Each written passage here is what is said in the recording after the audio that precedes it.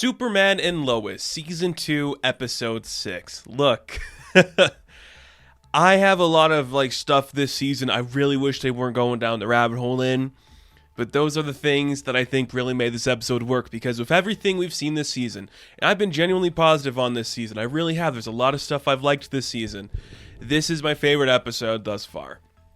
Just because it took the overarching themes of Superman, the family stuff, the humanity stuff, saving the world, being a man of the world, not just of America, but of the world. It took all those themes and turned it into a great episodic episode of Superman and Lois. This worked so well for me. Everything about this episode was really cool, really fun, right down to it being directed by Amy Jo Johnson, a classic Power Rangers cool lady. It's awesome. That's really cool to me. And this episode opens up with one of the most insane things I've ever seen in a comic book property. It opens up with a nice little song being sung and the origin of Bizarro.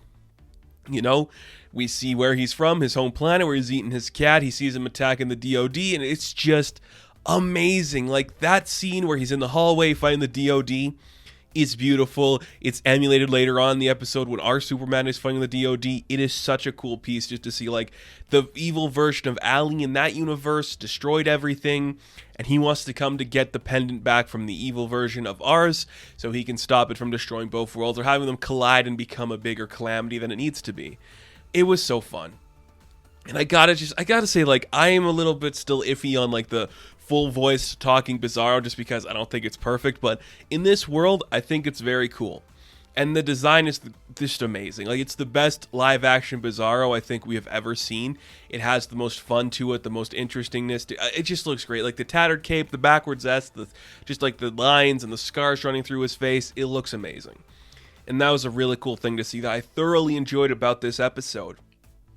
I liked all the Superman stuff too, because that is the key to this episode. First off, the best part of this episode, if you ask me, the opening scene of Clark and Lois, Lois wearing Clark's shirt, just a little nice legs there, but then Tyler shows up shirtless, brushing his teeth, and you're instantly like, damn, these are sexy people. I'm watching sexy people love each other and have a good time, and I feel better for it. I think it was so cool and it was just cute. I liked it. Just, man, he looks ripped. He looked good in the first season and in the previous stuff on Supergirl. He looks really chiseled now, and that was really nice to see. And you know what? Elizabeth looks pretty good too, so everyone's getting their bases covered today.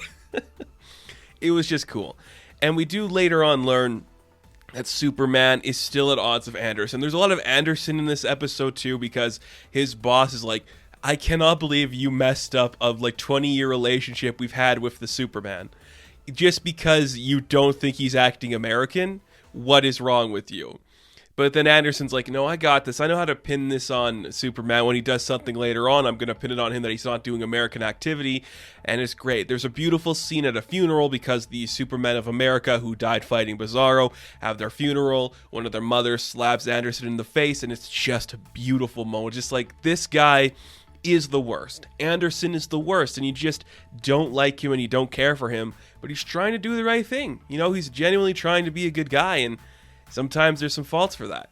One of the things I really liked about this episode was the way it handled the international stuff. Because look, the times we live in today, or when this is recorded, I should say, things are taking an interesting turn overseas from where I live. The fact that this episode still showed Superman protecting Russia, I think is important. And I think there was something very special about that. And I'm glad it was kept in, because he's a man of the people. Not everybody doing the worst things in the world are the people in charge or the people who live everywhere in a country. The fact that it was Russia really meant something special. I don't know if it had any impact to anybody, but I was like, that's a really good thing to keep in. That's important. I think it worked. But because Superman helped Russia, Anderson didn't like that. So he kind of attacks Superman later at the DOD, and it sets up something I think we're going to be seeing in this season. Look, we know the Eradicator exists. Yeah, the Eradicator exists. We know that Steel exists in this universe, and we know from set leaks that Jonathan might be putting on a Superboy costume. All I'm saying is the way this episode ends with Clark being shot with 2 kryptonite bullets and pretty much arrested for treason for going against the American people, This could be their version of Reign of the Supermen, with Bizarro either taking the Cyborg Superman role or the Doomsday role. It could be either way. I think it's going to be the Cyborg Superman role because I think he's actually going to help the other Supermen. That's awesome. Like, it's just cool. It's just such a great fight to see Superman just powered down, actually fighting his way through the DoD soldiers. That was so cool to see.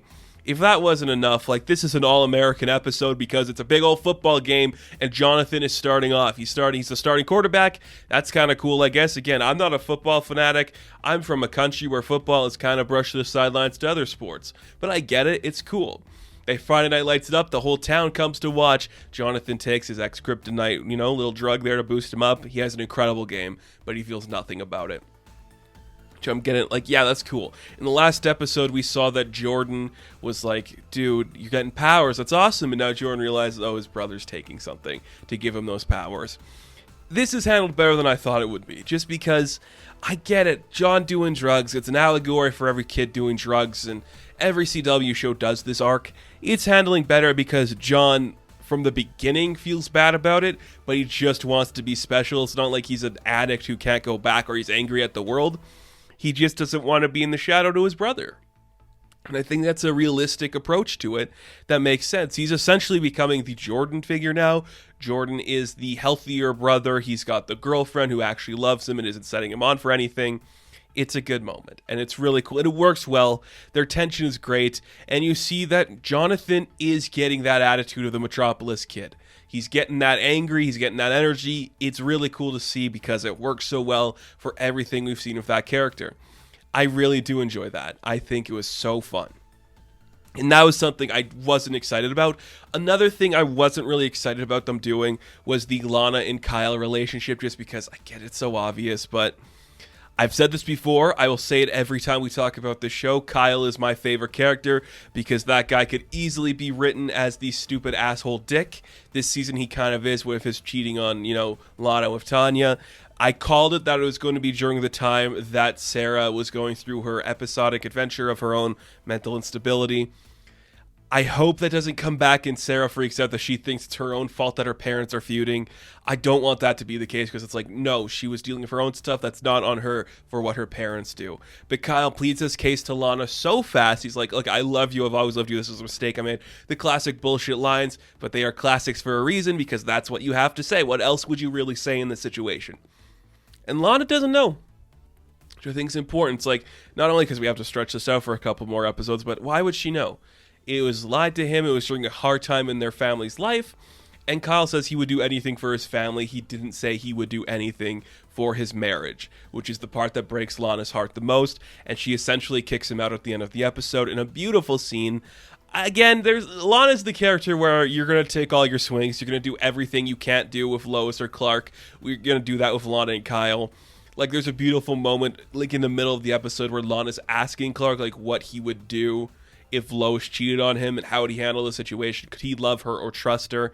It's handled with a lot of reverence, and I think that's really cool. It was a great thing to see. And you know what else was a great thing to see? There's a lot of great stuff in this episode. A great thing to see was Jenna DeWin back as Lucy Lane, because the Lanes are kind of getting together now. They're having fun. They're doing good stuff. She's excited about football, watching her nephew play. It's great moments, but it eventually falls apart when Lois brings up Allie again, which I get it. That's going to happen. That's what this show is.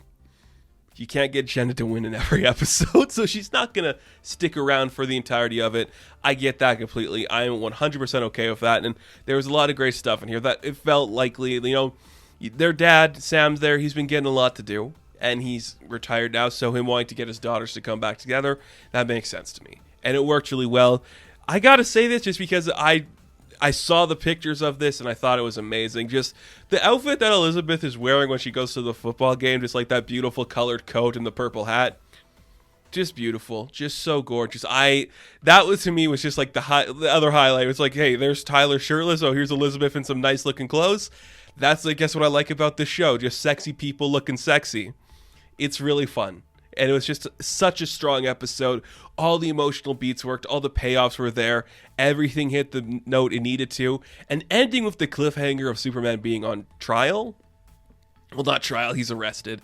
Very strong. Very powerful, and I really think this is going to lead to a Reign of the Superman-esque story. Maybe instead of John Henry taking up the Steel role, it's going to be Natasha taking it up, and she's going to become the, Steel that she is in the universe, which could be something I do see happening. I really liked this episode. Everything hit the right beats. Everything was so fun. A lot of great football stuff. I just think this worked well. This was one of the best episodes that the show has produced, and for some reason, it did some good stuff with Bizarro. Like, that's so weird to me. Like, Bizarro was kind of our villain, and now it's like, is it going to be Allie? Is Allie going to be a big villain? Are we going to do something more for her? Like, I said it last week, too. I think we're going to reveal that either her father, because her father had the power before her dynasty did.